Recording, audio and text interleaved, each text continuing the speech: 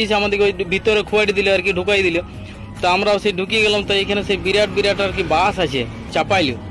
তো চাপাই পরে নিয়ে যেতে তো আমার তো মনটা জুড়াই গেল দেখে পরে, বাবা আরে এত বড় প্লেন জীবনে চোখের সামনে দেখছি, মানে বিরাট ব্যাপার। সেই দেখেছি উপরে, মাথার উপরে উড়ে, কখনো তো চেপে দেখি নাই।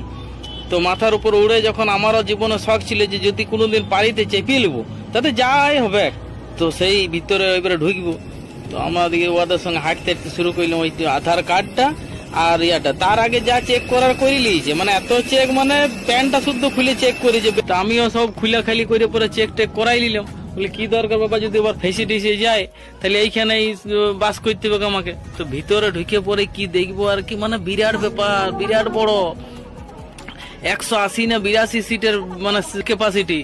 তো আমিও সেই চিপে পরে বসিয়ে দিলাম। তখন তো ওই মেয়ে ছেলেগুলো আমাকে বলছে আপনারা সব এইসব গুলা দেখে রাখুন, সিটের তলে একটা সেই যদি কোনোদিন জলে নামাই দেয় আর কি, তো ওই ফুলে যায় যেটা, ওইটা আছে।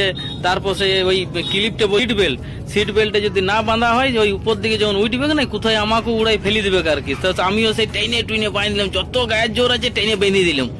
তো বাঁধা প্রথম আস্তে আস্তে চলছিল, তারপর সাই করে উঠে পরে ফ করে যখন উঠে গেছে না, আমারও তেলথক্ক চমকে গেছে। বলি বাবা আরে কোথায় উঠাই দিলে রে বাপ।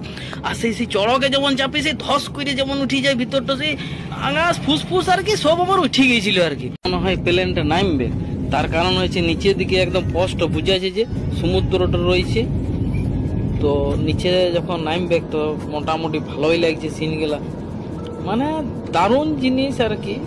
প্লেনে না চাপলে বুঝতে পারবেন না যে যেখানে 30 থেকে 40 ঘন্টা আমি ট্রেনে গেলাম যাবার টাইমে, সেখানে কি করে 1 থেকে 1.5 ঘন্টার মধ্যে পৌঁছে খুঁজিয়ে আর আমি কিছু পেয়েছিলাম। আর উপরে যখন চলছে বুঝতে পারছি কি স্পিডে চলছে, মনে হচ্ছে একদম বসে দাঁড়ায় এক জায়গাতে দাঁড়ায় আছি, তল দিকটা দেখা যাচ্ছে না মেঘ ছাড়া কিছুই। তো ওইটাই আর কি বিরাট অভিজ্ঞতা, যে যেখানে 30 থেকে 40 ঘন্টা লাগে, সেখানে 1 ঘন্টা 1.5 ঘন্টার মধ্যে এখানে সেখানে পৌঁছে দিচ্ছে গো বাবা। আর এই তোরটা একবার ধস করে উঠবে, যেমন সেই কি হয়ে গেল রে বাপ, হিলাই দিলে একদম পুরো আমাকে। আর আমি তো সেই বেল্ট ছাড়িনি, পুরো বেঁধে রেখেছি, পুরো হাসিও লাগছে যে কি হইল রে বাপ।